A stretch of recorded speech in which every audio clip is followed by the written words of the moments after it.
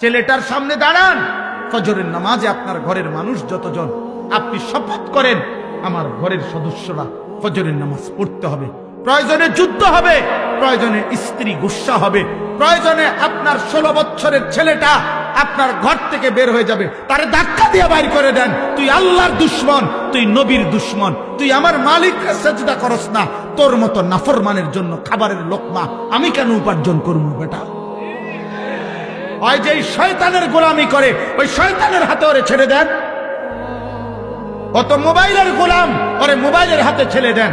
ও ওর সমবয়সী বন্ধুদের দ্বারা আড্ডাবাজিতে ব্যস্ত, ওরে ওদের হাতে ছেড়ে দেন। যা, তোর লগে আমার কি বেটা? তোর সাথে আমার কি বেটা?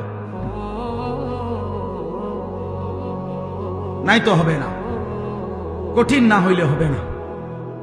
আপনারা বেশি খামখেয়ালি শুরু করছেন। আমরার কাছে আইয়া কেবল দোয়া, হ্যাঁ হুজুর দোয়া করে জিভুত যাতে মানুষ হয়, কিতা মানুষ টেহা কামায় যাবে, এই ছাড়া এই যে বুঝি তো অর্থ, এটার অর্থ। হুজুর দোয়া করবেন রবিবারে চার ডালাই, খাস করে দোয়া করবেন। খাস করে কি দোয়া? চার ডালার খাস দোয়া কি বলেন? বলেন বলেন। আমি খাস দোয়া এই জন্য করছি, একবার একজনের যে খাস করে দোয়া করি ডালার দিন যাতে বিল্ডিংটা একবার